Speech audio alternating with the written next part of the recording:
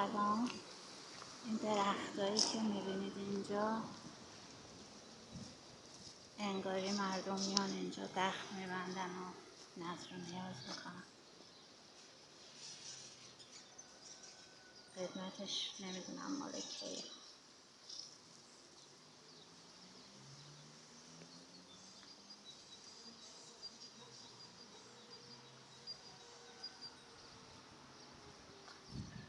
چیزی نزدن روش.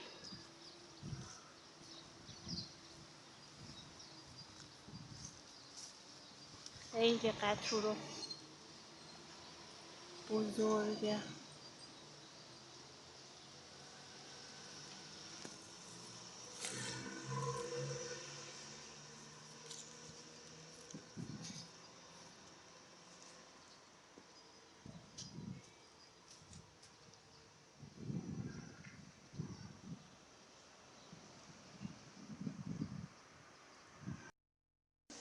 سمت اینجا خیابان قدیره بوی شهید دیانتی.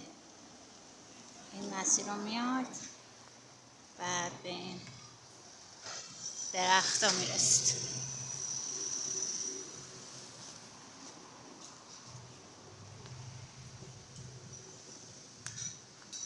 مرسی که همراه من هستید.